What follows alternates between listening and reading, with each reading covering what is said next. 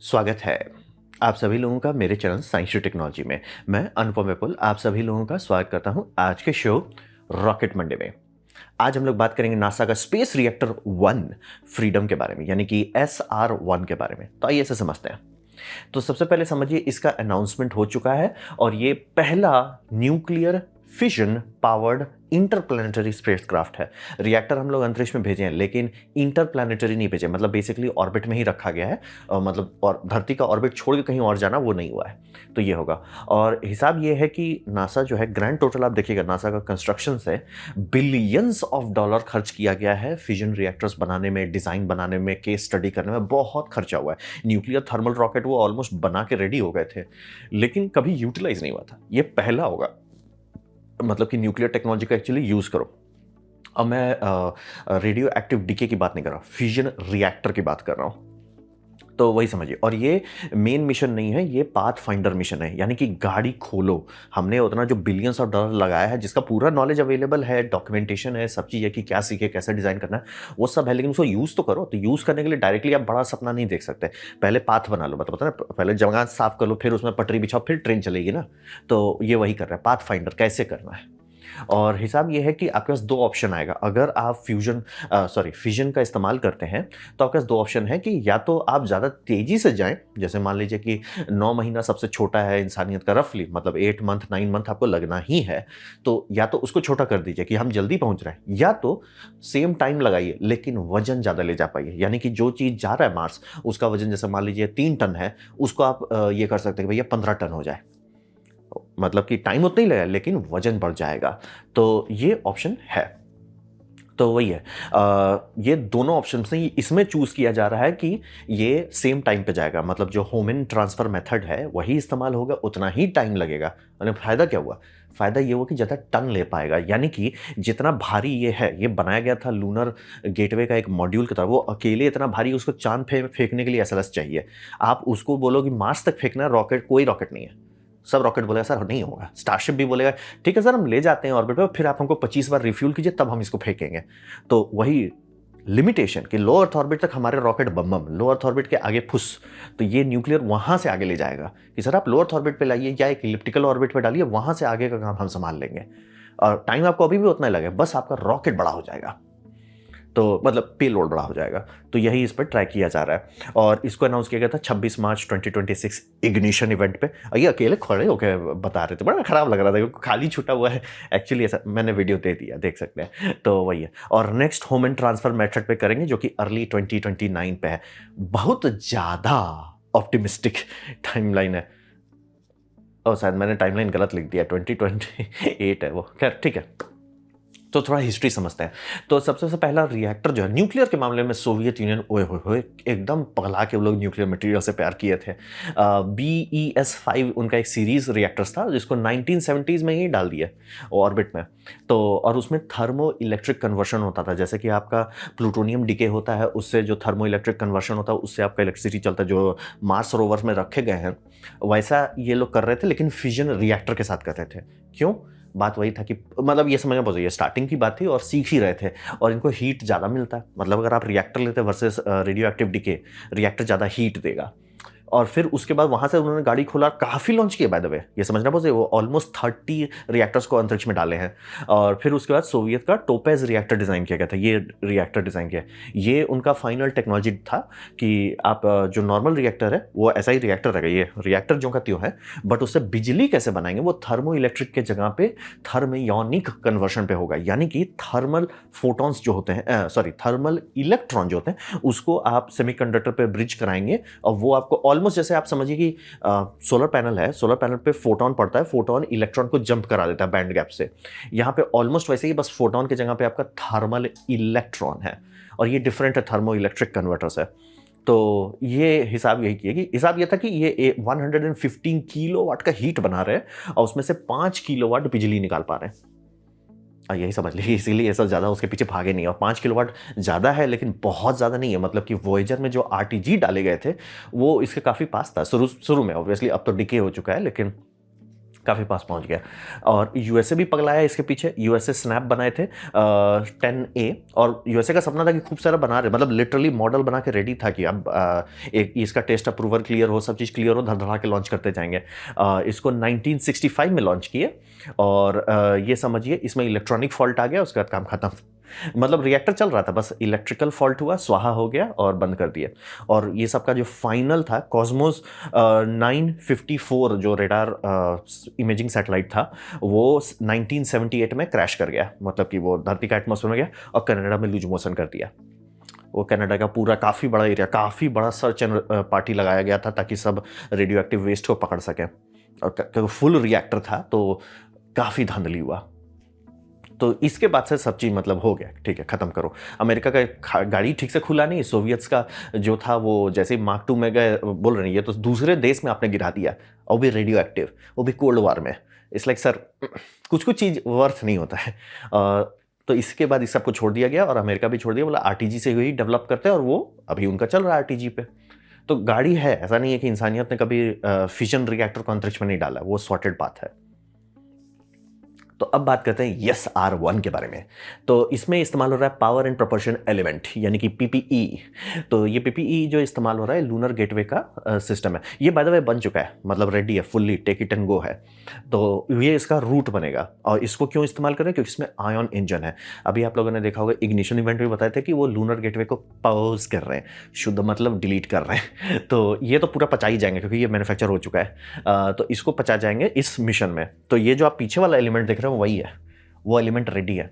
और इसमें ऐसा क्या है, इसमें है 48 किलोवाट का हॉल इफेक्ट थ्रस्टर, जो कि बहुत ज़्यादा बड़ा होगा, जो कि दुनिया का सबसे बड़ा हॉल इफेक्ट थ्रस्टर होगा किलोवाट में, बहुत ज़्यादा बड़ा। ये बनाया गया था कि जब आप बात कर रहे हो ISS का, ISS में रॉकेट जाके करके उसको चलाते रहते हैं, लेकिन जब आप लूनर गेटवे का बात हो रहा है तो उसको स्टेबलाइज कैसे करेंगे, उसका ऑर्बिट कैसे रेस करेंगे। और लूनर के साथ ये दिक्कत है कि लूनर छोटा है, मतलब मून जो है एक छोटा ग्रेविटेशनल वेल है, तो उसमें लंपीनेस ज़्यादा है।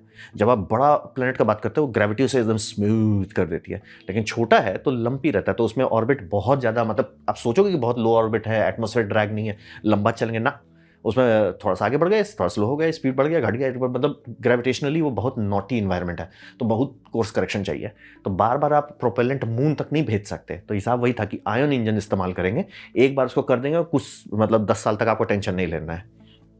तो इसीलिए इतना भरपुष्ट आयन इंजन बनाया गया था, क्योंकि इसको सैटेलाइट को धीरे धीरे नहीं ठेलना था, इसको स्पेस स्टेशन को मेंटेन करना था। तो काफ़ी पावर है इसमें, मतलब इस मिशन के हिसाब से कह रहे हैं 48 किलोवाट है, जबकि शायद इसका ओरिजिनल डिज़ाइन मतलब जो लूनर गेटवे पे लगा था वो शायद 60 किलोवाट का होता, 60। तो बम है। और इसमें फ्यूल के तौर पे जीनॉन इस्तेमाल हो रहा है, और उसमें आप जीनॉन प्लस बिजली की शादी करा के आपको थ्रस्ट मिलेगा, ठीक है। और सोलर पावर इसमें अभी भी रहेगा, क्योंकि ये बनाया गया था लूनर गेट के, वो पूरी तरह से सोलर ही था, तो सोलर पे इनके पास रहेगा। सोलर का क्या काम है, यहाँ पे 3-4 काम है। पहला बैकअप, अगर आपका रिएक्टर बंद किए लटक नहीं जाएंगे, ठीक है। दूसरा ऑक्सिलरी सिस्टम्स, फिर स्टार्टअप सबसे इंपॉर्टेंट है, क्योंकि जैसे आप इस ऑर्बिट पे, रिएक्टर चालू नहीं रहेगा लॉन्च पैड पे, रिएक्टर चालू अंतरिक्ष में किया जाएगा, उससे पहले चालू नहीं किया जाएगा। तो उस दरमियान तक आप कम्युनिकेशन कैसे मेंटेन करेंगे, सब चीज़ करेंगे, उसी के लिए बैटरी पे आप ट्राई कर सकते हैं, लेकिन मतलब सोलर पैनल रहे तो थोड़ा बेटर रहेगा। तो सोलर पैनल, और हाँ, न्यूक्लियर रिएक्टर जो है वो काफ़ी कम पावर का है, यानी कि 20 किलोवाट इलेक्ट्रिकल है, तो आयन इंजन उससे ज़्यादा खा सकता है। तो मैं आराम से देख सकता हूँ कि ये 20 किलोवाट का सोलर पैनल डाल देंगे कि भैया दोनों अगर चल रहा है तो ठीक है, नहीं भी चल रहा है तो एटलीस्ट ये क्या बोलते हैं, आयन इंजन कुछ तो थ्रस्ट डाल पाएगा, जीरो नहीं हो जाएगा। तो वही है, रिएक्टर इसमें डालना है, रेडिएटर ऐड करना है, और ये सारा को एक यूनिट के तौर पे लॉन्च करें। ये थोड़ा भचांग वाला बात है, क्योंकि ये जो यूनिट आप देख रहे हैं, ये जो है, ये बनाया गया था ऐसे वन पैकेज कि इसको SLS के ऊपर रखा जाएगा, यीट कर देंगे, ठीक है, बल्ले बल्ले। लेकिन अब यहाँ दिखा रहा है आप रिएक्टर डालेंगे जो कि भारी होगा। फिर ये जो आप टेलीस्कोपिक माउंट देख रहे हैं, वो माउंट कोलैप्स होगा, ये रेडिएटर फोल्ड्स होंगे, एंड ये सारा चीज़ अभी भी इसी के अंदर अटेगा, मतलब उसी वॉल्यूम में अटेगा। वो बात पे मेरे को थोड़ा सा प्रेस एक्सपर्ट डाउट है कि भैया कौन सा रॉकेट का फेयरिंग इतना बड़ा है इसको संभालने के लिए। अब प्लीज़ स्टारशिप मत बोलिएगा, स्टारशिप मत बोलिएगा, मतलब वही सबसे बड़ा। अब किस में लॉन्च करोगे इसको? और ऐसा तो कहीं दिख नहीं रहा है डिज़ाइन में कि ठीक है ये 2 पीसेस हैं, जाके डॉक करेंगे फिर आगे बढ़ेंगे, वैसा भी नहीं है। तो वो श्योर नहीं है, और ये डिज़ाइन बहुत ही रफ लग रहा है। यानी कि कोई साइंटिस्ट बैठा, 5-10 मिनट मेहनत किया, बोला कि आप दिखा दो प्रेजेंटेशन में, बाद में हम लोग पीछे इस पर मेहनत करेंगे। तो ये मैं नासा का प्रेजेंटेशन से निकाल के बता रहा हूँ, तो एकदम श्योर है कि यही मतलब पब्लिक के लिए आखिरी यही इन्फॉर्मेशन था। और ये बहुत लूच-पुच है। इसमें यही है कि ये कोलैप्स करेगा, ये फोल्ड करेगा, लेकिन तब भी तो ये बहुत लंबा हो जाएगा ना। तो I do not know, data नहीं अवेलेबल है कि ये किस रॉकेट के ऊपर डालेंगे। एसएलएस में भी उतना लंबा फेयरिंग नहीं है, तो वही देखिए। और इसको हाई ऑर्बिट में डालना है, यानी कि इसको लो अर्थ ऑर्बिट में नहीं डालेंगे, मतलब इलिप्टिकल दे देंगे ताकि आयन थ्रस्टर इसको पुश करके मार्स तक ले जाए। और अगर आपको याद होगा मार्शियन जो पिक्चर था उसमें भी न्यूक्लियर रिएक्टर्स थे, वो जो हर्मीस क्राफ्ट था, और उसमें भी उनको उतना ही टाइम लग रहा था जितना नॉर्मल मिशन में था। तो हमको पहले और लगता था ऐसा क्यों, लेकिन बहुत साइंटिफिक बात है। मतलब कि अगर आप पास न्यूक्लियर रिएक्टर है, बहुत ही ज़्यादा बड़ा ना हो, बहुत ही ज़्यादा पावरफुल ना हो, तो आप दोनों में से एक चुनोगे, या तो जल्दी पहुंच जाओ, या तो ये कर दो कि ठीक है सर हम पहुंचेंगे उसी टाइम पे, बस ये रहेगा क्या बोलते हैं मास, मतलब कि जहाँ पे आपका नॉर्मल स्टारशिप और लूज मोशन करके मे भी कुछ टन ले जा पाएगा, वहाँ पे हम लोग कई 100 टन तक ले जा पाएंगे। एक लॉन्च की बात कर रहे हैं, डाल के उसमें रिफ्यूलिंग कर कर कर करके, वो दैट डज नॉट काउंट। तो उस हिसाब से ये लॉजिक चलाया जा रहा है। SR1 space reactor 1 freedom, America Mars को फ्रीडम देने जा रहा है। अब बात करते हैं अननोन का, तो मैं एकदम क्या, फिजन रिएक्टर मैच्योर टेक्नोलॉजी, वो सॉर्टेड है, इंसानियत को पता है कैसे बनाते हैं। फिर रहा बात स्पेस में डालना, उतना हार्ड नहीं है, पहली बार डाल चुके हैं। दूसरी बात, इस पे R&D कभी रुका नहीं था, जैसे कि ये नासा का आखिरी रिएक्टर है, मैं कितनी बार कवर कर चुका हूँ, इसको चालू किया गया है, बंद किया गया, फिर चालू किया गया है। ये है किलोवाट रिएक्टर। यहाँ पे जो छोटा एरिया दिख रहा है वो रिएक्टर है, ऊपर वाला जो दिख रहा है वो स्टर्लिन इंजन है, उसको किलोवाट के हिसाब से बनाया गया था, यानी 1 किलोवाट से 10 किलोवाट तक का वो बिजली दे सकता है। तो वो सॉर्टेड है। अगर नासा मुंह खोल के बोलता है कि सर हम आपको न्यूक्लियर फिजन रिएक्टर 10 मतलब 1 साल के अंदर दे सकते हैं, वो मैं मान सकता हूँ, क्योंकि है, कभी उस पर रिसर्च ढंग से बंद नहीं किया गया, ढंग से चलाया नहीं गया, तो पुश करना होगा, लेकिन हो जाएगा। ठीक है। अब रहा आयन प्रपोल्शन, सर वो टेस्टेड टेक्नोलॉजी है, नासा बहुत टेस्ट कर चुका है, और टेस्टेड टेक्नोलॉजी पे ही लूनर गेटवे को बनाया जा रहा था, तो वो भी सॉर्टेड चीज़ है, उस पर दिक्कत नहीं है। दिक्कत यह है कि सर आप थर्मल टू इलेक्ट्रिकल कन्वर्शन कैसे कर रहे हो, क्योंकि वहाँ पे आप बात करोगे थर्मो इलेक्ट्रिक कन्वर्शन, जो आपका ये डाला गया है सारे वॉयेजर में है, फिर आपका इसमें लूनर सॉरी रोवर्स में, मार्स रोवर पे, परसेवियरेंस, क्यूरियोसिटी में है, वो सब थर्मो इलेक्ट्रिक पे चलता है। वो बहुत हुआ तो आपका 1 से 3.5% इफिशिएंट आएगा, उससे काम होगा नहीं, यानी आपको बहुत ही ज़्यादा गर्मी बनाना पड़ेगा, तब जाके थोड़ा सा इलेक्ट्रिकल आएगा। और या तो थर्मोयोनिक कन्वर्शन, जो कि सिर्फ सोवियत यूनियन लॉन्च किया है, मे बी उसमें कोई डेवलपमेंट हो गया हो, बट वो भी 5% पे रो देता है। अगेन हो सकता है कि उसमें बहुत डेवलपमेंट हुआ, लेकिन किसी ने किया नहीं है, स्पेस में डाला नहीं है, और डाला है तो बताया नहीं है। तो एक तो वो बात हो गया।